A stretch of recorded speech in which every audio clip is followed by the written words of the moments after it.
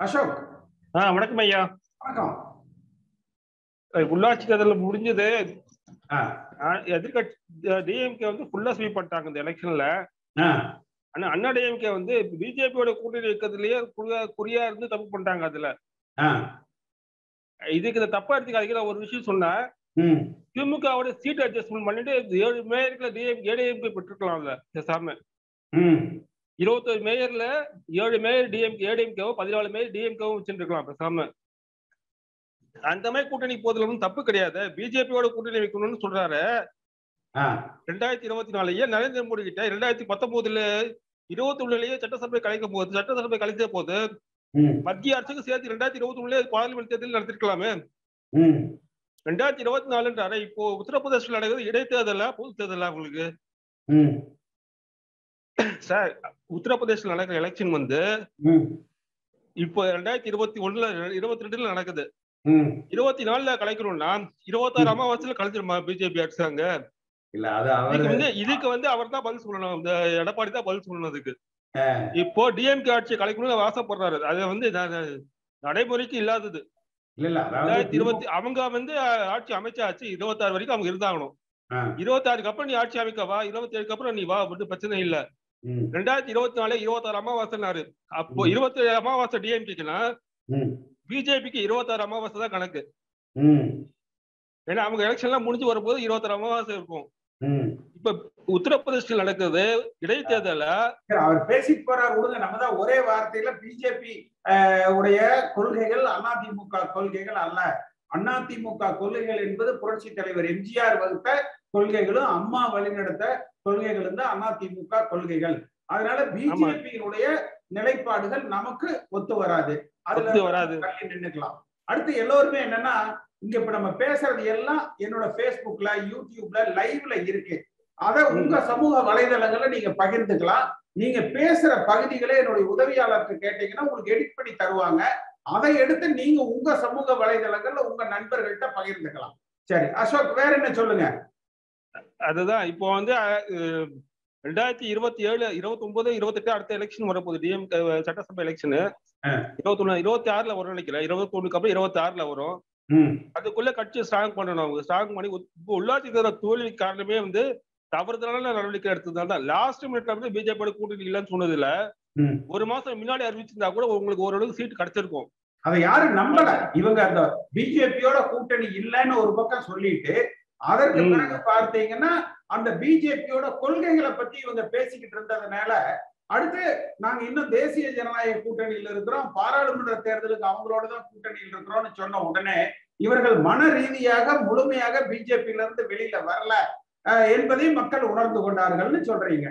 ஆமா, அண்ணாமலை வந்து கோயம்புத்தூர்ல பேசிட்டு இருக்காரு. அவர் பேச்செல்லாம் கேட்டிருந்தா ஒரு ஸ்ட்ராங் லீடர் இல்ல. அண்ணாமலை ஒரு பார்ட் டைம் ஜாப் புக் பண்ற மாதிரி புக் பண்ணிட்டு இருக்காரு பிஜேபிக்கு. அவர் பார்ட் டைம் ஜாப்ல இருக்கவெல்லாம் வந்து ஃபுல் லீடர்ஷிப் எடுக்க முடியாது. நீங்க சொல்றது கரெக்ட். ஸ்டாலின் என்னதான் நமக்கு விரோதியா இருந்தாலும், எதிர்கட்சியா இருந்தாலும் அவர் பாடுபட்டுதான் வந்திருக்காரு. 40 வருஷமா அரசியல் இருந்து உருண்டு புரண்டு தான் வந்திருக்காரு. அந்த அரசுக்கு அந்த சீட்டுக்கு வரணும்னு இவர் ஆசைப்படுறாரு. யாரு? அண்ணாமலை சிஎம் சீட்டுக்கு வரணும்னு ஆசைப்படுறாரு.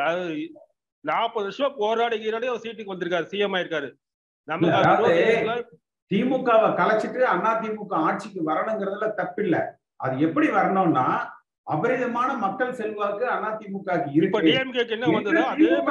எம்எல்ஏ எல்லாம் ரிசைன் பண்ணிட்டு வர்றாங்க. அதுல ஒரு தேர்தல் வந்துருதுன்னு வச்சுக்கோங்க, பரவாயில்ல, அந்த தேர்தலை நம்ம சந்திக்கலாம். ஆனா அதை விட்டுட்டு நீங்க பாரதிய ஜனதா கட்சி கொள்கைகள்ல ஒரே நாடு ஒரே தேர்தல்ங்கிறது ஒரு உத்தரப்பிரதேச ஸ்டேட்டுக்கே 6 தடவை 6 வெவ்வேறு தேதிகள்ல தேர்தல் நடத்துறாங்க, 6 கட்டமா. அப்ப நீங்க இந்தியா முழுக்க உள்ளாட்சியில இருந்து பாராளுமன்றம் வரைக்கும் ஒரே நாடு ஒரே தேர்தல்ங்கிறீங்க. அடுத்து பாராளுமன்றம் கலைஞ்சிருச்சுன்னா என்ன பண்ணுவீங்க? இந்தியா முழுக்க எல்லாத்தையும் கலைச்சிருவீங்களா? சட்டமன்றத்தையும் கலைச்சிட்டு உள்ளாட்சியும் கலைச்சிட்டு தேர்தல் நடத்த முடியுமா என்ன? நல்ல வேலை ஒரே நாடு ஒரே ஆட்சி சொன்னாங்க, ஒரே பொண்டாட்டி சொல்லாம இருந்தாங்களே பிஜேபி. ரைட், நம்ம பேசுவோம். ஹலோ, வணக்கம். வணக்கம். வணக்கம். அன்னைக்கு நான் எலெக்ஷனுக்கு நாள் மீட்டிங் அன்னைக்கு அப்பயும் நான் உங்ககிட்ட பேசினேன். நான் விருதாச்சலத்துல 2-3 கவுன்சிலர் கிட்ட இருந்து வேலை பார்த்தேன். உங்ககிட்ட நேரடியா கவுன்சிலர் வீட்ல இருந்து நான் பேசினேன் உங்ககிட்ட. நானு எல்லாம் பேசி அதாவது இப்ப எங்களுக்கு ரொம்ப மன அழுத்தமா இருக்குது. யாரும் அந்த சீட்டே வரல. அங்க இருக்கிறது வந்து 33 வார்டுல எனக்கு 6 வார்டு தான் வந்து அதிமுக வந்திருக்குது. எல்லாம் பணம். நான் அன்னைக்கே நான் உங்ககிட்ட கேட்டேன், ஏதாவது பணம் ஏதாவது கட்சியில இருந்து நீங்க இல்ல அலோகேட் பண்ணிருக்காங்க, நீ ₹1 கூட கொடுக்கல. அப்படி முழுமையா இல்லைங்க. பல வார்டுகளுக்கு 10 லட்சம் ரூபாய் கொடுத்திருக்காங்க. பல இடங்களுக்கு வந்து 5 லட்சம் ரூபாய் கொடுத்திருக்காங்க. எனக்கு தெரிஞ்ச வரைக்கும் சில பகுதிகள் அவங்க கொடுத்திருக்கிறாங்க. முழுமையா எதுவுமே கொடுக்கலன்னு சொல்ல முடியாது. அது வேணா மாவட்டத்துக்கு மாவட்டம் வந்து வேறுபடாது. அது யாருகிட்ட கையில போச்சு, யார் எடுத்து அதை பண்ணாங்கன்னு தெரியல. நாங்க அந்த அருள்மொழி தேவன் அங்க வந்து இருக்காரு மாவட்ட செயலாளர், அவரோட நாங்க கேட்டு பார்த்துட்டோம். நாங்க இங்க திட்டக்குடியில எனக்கு கொடுக்கறதுக்கே பணம் இல்லாம எனக்கு மேல் இடத்துல இருந்து 50,000 பணம் வந்திருக்குன்னு அவர் சொல்றாரு. எதிர்காலம் என்ன அதை சொல்லுங்க. எனக்கு எதிர்காலம்னா நீங்க தான், நான் தான் சொல்லிட்டேன். நீங்க எங்களுக்கு ஏதாவது ஒரு வழி பண்ணுங்க. நீங்க கூப்பிடுங்க, மீட்டிங் கூப்பிடுங்க. நான் 10 தடவை சொல்லிட்டேன். நானு ஏதாவது ஒரு மீட்டிங் கூப்பிடுங்க, எங்கேயாவது ஒரு இடம் சென்டரா பண்ணுங்க. எங்கேயாவது ஒன்னு இடத்துல கூப்பிடுங்க சென்டரா. நீங்க வந்து இல்ல திருச்சி ஏதாவது ஒரு இடம் தமிழ்நாடு சென்டர் பண்ணுங்க. நாங்க வர்றதுக்கு ரெடியா இருக்கிறோம், உங்களுக்கு கூட வரோம். ஏன்னா வந்து இது வந்து கண்டிப்பா வந்து இந்த மாதிரி ஒரு அசிங்கப்பட்டு இவங்களுக்கு இன்னும் புத்தி வரல பாருங்க, இன்னும் பேசிட்டு இருக்காங்க பாருங்க. இது வந்து சரியான எலெக்ஷன் இல்ல. இவர் வார்டுலயே ஜெயிக்க முடியல, அவங்க குடியிருக்கிற வார்டுல ஜெயிக்க முடியல. என்ன அர்த்தம் இதெல்லாம்? முத்துராமன் அண்ணா வணக்கம்ண்ணா. இப்ப நடந்து முடிஞ்ச அனைத்து மாவட்டங்களும் ஊராட்சிகளும் பேரூராட்சிகளிலும் நடந்த தேர்தலில வந்து நான் மீண்டும் கூறுவது, சரியான கட்டமைப்பு நிர்வாகிகள் தேர்ந்தெடுக்கப்படவில்லை. அனைத்து மாவட்டங்களிலும் ஊராட்சிகளிலும் மக்களுக்கு என்ன குறை, இப்ப ஒரு சில ஊராட்சியில அந்த மக்களுக்கு என்ன குறை, பேரூராட்சிகள்ல அந்த மக்களுக்கு என்ன குறை, குடிநீர் வசதி, மின் இணைப்புகள், பட்டா வழங்குதல் மற்றும் ரேஷன் கார்டு மற்ற எக்ஸெட்ரா மற்ற அனைத்து பொறுப்புகளிலும் என்ன குறை என்று இவர்கள் ஆராயவில்லை. இன்னொன்னு வந்து பழைய நிர்வாகிகளை தேர்ந்தெடுத்தா மட்டும்தான் பழைய நிர்வாகிகள் கட்சி செயலாளர்கள் கிளை செயலாளர்களுக்கு மட்டும்தான் வந்து இந்த மக்களுக்கு இந்த இடத்துல வந்து குடிநீர் வசதி இல்லை, இந்த மக்களுக்கு இந்த இடத்துல வந்து மின் இணைப்பு சரியாக வழங்கப்படவில்லை, அவர்கள் வந்து மேலிடத்துல எதிர்கட்சியாக இருந்தாலும் அவர்களிடத்தில் சண்டையிட்டாவது நமது கட்சி நிர்வாகிகளுக்கும் மக்களுக்கு வந்து நல்லது செய்யக்கூடிய ஒரு நிர்வாக திறமை பழைய அனைத்து இந்திய அண்ணா திராவிட எம்ஜிஆர் வழியில் வந்த தொண்டர்களுக்கு இன்னமும் இருக்கிறது, இன்னமும் இருந்து கொண்டு இருக்கிறது. ஆனால் இதை விட்டு நீங்க சொல்ற மாதிரி அந்தந்த நிர்வாகிகள் பிரச்சாரம் வந்து சரியான வந்து ஒரு பழைய நிர்வாகிகளை தேர்ந்தெடுத்து பிரச்சாரம் பண்ணி இருந்தாலுமே போதுமானது. அதான் நீங்க சொன்ன 2 கருத்து சரியான கருத்து. இவர் பிரச்சாரம் பண்ற பொழுது அந்தந்த உள்ளூர் பிரச்சனைகள்ல பேசல. அம்மா காலத்துல பாத்தீங்கன்னா தொகுதி வாரியா இந்த தொகுதியில இன்னென்ன வேலைகள் நடக்கல, இந்தந்த விதத்துல மக்கள் சிரமப்படுறாங்கன்னு பேசுவாங்க, அதை பேசல. அடுத்து புரட்சி தலைவர் காலத்துல இருந்து வந்து அதிமுக தொண்டர்கள் புறக்கணிக்கப்படுறாங்க. கொடுமை என்னன்னா எம்ஜிஆர் போல வேடமிட்டவரை மதுரையில காலில் விடுக வைக்கிறாங்க. இதெல்லாம் எப்படி அந்த புரட்சி தலைவர் எம்ஜிஆர் வழியில வந்த இந்த அதிமுக தொண்டர்கள், அவரால் விதைக்கப்பட்ட உருவாக்கப்பட்ட இந்த அதிமுக எப்படி வந்து அந்த தொண்டர்கள் இதை ஏற்றுக்கொள்வார்கள்? அதுதான் அது. ஆனால் திமுக கழகம் வந்து ஒவ்வொரு மாவட்டத்திலும் ஒவ்வொரு பேரூராட்சிகளிலும் இந்த மக்களுக்கு என்ன குறை, என்ன ஒரு பக்கம் பணம் வழங்குதல் மற்ற பொருட்கள் வழங்குவது 2 கட்சிகளுக்குமே இருந்தாலும் கூட அவர்கள் மக்களுக்கு என்ன தேவை என்ற இடத்துல வந்து ஒரு நபருக்கு 2 நபர், 2 நபருக்கு 3 நபர் என்று ஒன்று கூடி அதை வந்து ஒன்றாக செயல்பாட்டுல அவங்க காமிச்சுட்டாங்க. அத நம்ம வந்து மனப்பூர்வமா ஒத்துக்கொள்ள வேண்டும். ஒண்ணு. மற்றொன்று வந்து பிரச்சார விக்தியில் வந்து சில பேர் இருந்தாலும் பல பேர் இருந்தாலும் எம்ஜிஆருடைய குறிக்கோள்களை வந்து செயல்பட்டு செய்யக்கூடிய அளவுக்கு புதிய ஆட்களுக்கு பழைய ஆட்கள் வந்து ஒரு ட்ரைனிங் மாதிரி வந்தா மட்டுமே ஒழிய அவர்கள் போய் தேர்ந்தெடுக்க முடியும். எல்லாமே வந்து ஒரு புதுமுகங்களை கொண்டு நிறுத்தி அவங்களுக்கு என்ன இந்த இடத்துல என்ன குறைன்னு வந்து புதிய முகங்களுக்கு தெரியாது. ஆனா பழைய கட்சி நிர்வாகிகள் இருக்கிறவங்களுக்கு மட்டும்தான் அது தெரியும். அந்த இடத்துல வந்து நம்ம வந்து ரொம்ப ஒரு மைனஸ். இன்னொன்னு வந்து நீங்க சொன்ன மாதிரி நமது தமிழகத்துல என்ன பிரச்சனை, அந்த பிரச்சனைகளை மட்டும் நம்ம வந்து உள்ளடக்கி கொண்டு போனால் பரவாயில்ல ஒழிய மேலிடத்துல டெல்லியில உள்ளது, மேற்கு வங்காளம், உத்தரப்பிரதேசம், அதை வந்து நம்ம தமிழகத்துல பேசி என்ன நடக்க போகுது? அவர் ஒண்ணுதான் பேசல. ரஷ்யாக்கு உக்ரைனுக்கு என்ன பிரச்சனைங்கிறத பத்தி மட்டும்தான் எடப்பாடி பேசலாம். அது நமக்கு தேவையில்லையேண்ணே. நம்ம தமிழகத்துல என்ன பிரச்சனை, நம்ம தமிழகத்துல என்ன பிரச்சனை இருக்கு, அந்த பிரச்சனையை மட்டும் ஆராய்ஞ்சால் மட்டுமே ஒழிய. இதுல மிகப்பெரிய மன வருத்தம் என்னன்னா, மிகப்பெரிய அமைச்சரவையில் இருந்தவர்களும் முன்னாள் இருந்த செயலாளர்களும் அனைத்து மாவட்டங்களிலுமே உண்மையிலேயே கட்சி தொண்டர் எம்ஜிஆருடைய அடிப்படையில வந்தவங்களுக்கு மனக்குமுறல்களாக இருக்கிறது. அதாவது நீங்க ஒரு பகுதியில பார்த்தீங்கன்னா பழைய கால எம்ஜிஆர் கால அதிமுக காரங்களுக்கு அந்த வார்டுல எது நம்ம ஓட்டு எது திமுக ஓட்டு, எந்த வாக்கை எப்படி நம்ம கொண்டு வந்து சேர்த்தணுங்கிறது தெரியும். அடுத்தது புதுசா வந்திருக்கிற வாக்காளர்கள் இளைஞர்களுக்கு பார்த்தீங்கன்னா ஓடி ஆடி வேலை பார்க்க முடியும். இவங்க உற்சாகப்படுத்தினதெல்லாம் என்னன்னா, இந்த இளைஞர்களும் இல்ல, புரட்சி தலைவர் காலத்து அனுபவசாலிகளும் இல்ல, இடையில வந்த கான்ட்ராக்டர் கமிஷன் ஏஜென்ட் இவங்களுக்கு பினாமி, இவங்களை மட்டும் வச்சு கட்சி நடத்துற பொழுது எப்படி சரியா இருக்கும்? அதான சில மாவட்டங்கள்ல, சில இடங்கள்ல, சில பேரூராட்சிகள்ல, மாநகராட்சிகள்ல நமது அனைத்து இந்திய அண்ணா திராவிட முன்னேற்ற கழகம் வெற்றி அடைந்து அந்த சர்டிபிகேட், அதுக்குண்டான தகுதி சான்றிதழ் கூட கையில வாங்கல, உடனே அனைத்து அதர் கட்சியில போய் சேர்ந்துட்டாங்க. அதை நான் சொல்ல விரும்பல. அது ஏன் வாங்கலைங்க? அவன் சீட்டு கொடுத்தவன முதல்ல தூக்கணும். நீங்க புதுக்கோட்டை மாவட்டத்துல ஒரு வார்டுல அதிமுகவுக்கு ஒரு ஓட்டு கூட இல்ல. அத பாத்தீங்கன்னா தொலைக்காட்சிகள்ல பெரிய அளவுல அத ஒரு விளம்பரமாக செய்தியாக அதை வெளியிடுறாங்க. அந்த ஆளுக்கு யாரு சீட்டு கொடுத்தது? அந்த இடத்துல கொடுத்து அந்த அந்த அந்த சான்றிதழ் கூட வழங்கல, அதை வாங்கல. அப்ப அதுக்கு உண்மையிலேயே அடிமட்ட தொண்டன் எம்ஜிஆரின் வெளிப்படையில் அவன் தொண்டாற்றியவனுக்கு இது எந்த அடிப்படையில மனக்குமுறலா இருக்கும்னு நீங்களே அதை எண்ணி பாருங்க. மீட்டிங்ல இருக்க எல்லா கழக உடன்பிறப்புகளுக்கும் வணக்கம். நீங்க பேசுங்க அப்படியே தொடர்ந்து. அண்ணே, நான் இந்த உள்ளாட்சி தேர்தலில் ஒரு வேட்பாளரா நின்னேன். பேரூராட்சி 17வது வேட்பாளரா நின்னேன். அதாவது எனக்கு எப்படின்னாக்கி மனோஜ் பாண்டியன் தெரியுங்களா உங்களுக்கு? ஆமா. அவர் ஓபிஎஸ் அணியில இருக்கிறாரு. அது லோக்கல் எம்எல்ஏக்கள் ராஜேந்திரன், பிஜி ராஜேந்திரன் இருக்காப்புல, கேஆர்பி பிரபாகரன் உங்களுக்கு தெரியும், பாராளுமன்ற உறுப்பினர். இவங்க இபிஎஸ் அணியில இருக்காங்க. இவங்க 2 பேர் பிரச்சனை எல்லாம் எங்களை இடையில விட்டாங்க. ஓபிஎஸ் இபிஎஸ் அணியில சேர்ந்துட்டார்ல? இல்லையா, ஜெயக்கலியா? ஏன்னா இபிஎஸ் ஓட்டு கேட்டு வந்தாக்கி ஓபிஎஸ் அணியில உள்ளவங்க வர மாட்டேங்கிறாங்க, ஓபிஎஸ் வந்தாக்கி இபிஎஸ் அணியில உள்ளவங்க வர மாட்டேங்கிறாங்க. இப்ப நம்ம கட்சி ஒண்ணு அப்படின்னு சொல்லி ஒரே இடத்துல இருந்தா நம்மள தெருல விட்டுருந்தாங்க. அப்ப ஒரே இபிஎஸ் ஓபிஎஸ் கட்சி விட்டு நீக்கினா சரியா போயிடும். இனி சரியா போயிடும். ஒரு சரியான நபர், ஒரே தலைமை நமக்கு வேணும். அதாவது ஒற்றை தலைமை வேணும். அந்த தலைமை தொண்டர்களால தேர்ந்தெடுக்கப்பட வேண்டும். அந்த தலைமை தொண்டர்களால தேர்ந்தெடுக்கப்பட்ட தலைமையா இருக்கணும். தொண்டர்களால தேர்ந்தெடுக்கப்படணும். இன்னொரு விஷயம் என்னன்னா, தொண்டர்களுக்கு பிடிச்சவங்களா இருக்கணும். அது நிறைய பக்கம் சொன்னாலும், அதாவது நான் அம்மாவுக்காக சிறைக்கு போனேன். எனக்கு வயசு 26 வயசு ஆகுது. நான் அம்மா உயிரோட இருக்கும்போது அம்மாவுக்காக சிறைக்கு போனவன்.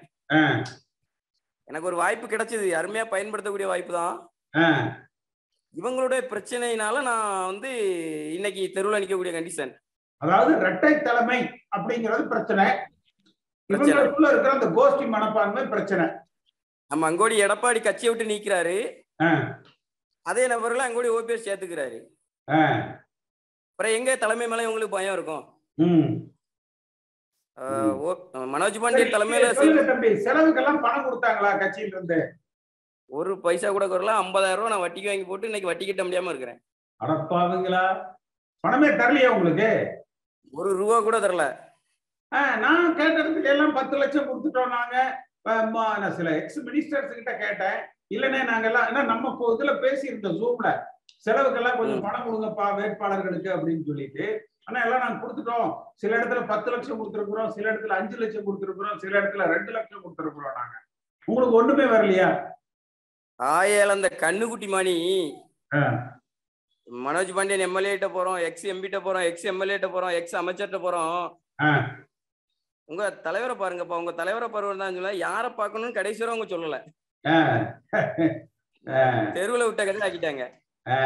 மக்கள் மத்தியில எப்படி இருந்தது தம்பி? நீங்க ஓட்டு கேட்டு போகையில அதிமுக ரெட்டலை அப்படின்னு போகும்போது இவங்க சரியில்லாத விட்டுருங்க, ஜனங்க மத்தியில எப்படி இருந்தது உங்களுக்கு? நல்ல வரவேற்பு. ஆனா சத்திய வாங்கி அமௌண்ட் கொடுக்குறாங்க ஆப்போசிட் பட்சி. அதுக்கு ஈக்குவலா நம்மளும் கொடுக்கணும். அது கொடுக்குறதுக்கு இவங்க தரல. அதனாலதான் ஃபெயிலியர். சரி தம்பி, தொடர்புல இருங்க, பாப்போம். நீங்க எதுவும் பெருசா கடன் எல்லாம் பண்ணிக்காதீங்க இவங்களை நம்பி.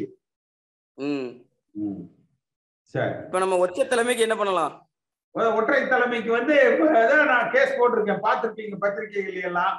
தொண்டர்களால, அதாவது 3-4 நிலைப்பாடுகள் தான். நீங்க வந்து நடந்தவைகளாக இருக்கட்டும், இனிமேல் நடப்பதாவது நல்லவைகளாக இருக்கணும். என்ன செய்யணும்? அம்மா காலத்துல இருந்த அத்தனை உறுப்பினர்களும் முதல்ல கட்சிக்குள்ள இருக்கணும். அடுத்து சசிகலா உள்பட, நான் சொல்றது அவர்களை பொதுச் செயலாளரா நம்ம ஏத்துக்க வேண்டாம். அந்த குடும்ப ஆதிக்கத்துக்குள்ள இந்த கட்சி வந்து போகக்கூடாது. ஆனால் அவர்களை இந்த கட்சியை விட்டு அந்நியப்படுத்தினா அதனால வரக்கூடிய சில வாக்குகள் இழப்பு அதிமுகவுக்கு தான். அது தேவையில்லை. ஏன்னா இந்த கட்சியால் அவர்கள் வளர்ந்திருக்கிறாங்க, அந்த குடும்பங்கள் வந்து வளம் பெற்றிருக்குது. அப்ப அவர்களது பங்கு இந்த கட்சிக்கு தேர்தலுக்கு தேவையான அளவுக்கு நம்ம பயன்படுத்திக்கிறதுல தப்பே இல்லை. அடுத்து தமிழ்நாடு முழுக்க அம்மா அவர்கள் இருந்த காலத்துல இருந்த அதிமுக உறுப்பினர்களை வச்சு நீங்க ஒரு பொதுச் செயலாளருக்கு தேர்தல் நடத்துவோமே, தேர்தல் நடத்துவோம், நகர செயலாளருக்கு தேர்தல் நடத்துவோம், மாவட்ட செயலாளருக்கு தேர்தல் நடத்துவோம். அல்லது குறைஞ்சபட்சம் இப்ப உங்க ஒரு தொகுதி இருக்குன்னு வச்சுக்கோங்க, அந்த அம்மா சமுத்திர தொகுதி இருக்குன்னா அங்க எல்லா கட்சிக்காரங்களையும் கூப்பிட்டு வச்சு, அப்ப உங்களுக்கு யாரு எத்தனை ஒன்றியம் இருக்கு, எத்தனை நகரம் இருக்கு, யாரெல்லாம் இங்க வேணும் சொல்லுங்க. அதுல ஒரு 2 பேர் கேட்டாங்கன்னு வச்சுக்கோங்க, நானும் நகர செயலாளராக இருக்கிறேன்னு 2 பேருக்குள்ள போட்டி வருது. சரி தம்பி நீங்க இதுல இருங்க, தம்பி நீங்க இந்த மாவட்ட பொறுப்புல இருங்க, இல்ல இந்த முறை நீங்க இருங்க, அடுத்த வாய்ப்பு நீங்க எடுத்துக்கங்க. அப்படி எல்லாரையும் வந்து அரவணைச்சு கொண்டு போனா தானே கரெக்டா இருக்கும். இவங்க வந்து இவர் ஓபிஎஸ் அணியா, இவர் இபிஎஸ் அணியா, இந்த 2 தாண்டி மனோஜ் பாண்டியனுக்கு அங்க லோக்கல்ல அதுல ஒரு சப் குரூப் இருக்கும். இல்ல அவருடைய தொகுதி அம்பை, அவர் ஆலங்குளம் தொகுதியில சண்டை போட்டு வந்து நின்று ஜெயிச்சிருக்காரு. இப்ப ஆலங்குளம் தொகுதி என்னுடைய தொகுதி, என் தொகுதியில வேற யாரும் பேசப்படாது, லோக்கல் பீப்புள் ஆப் பண்றாரு.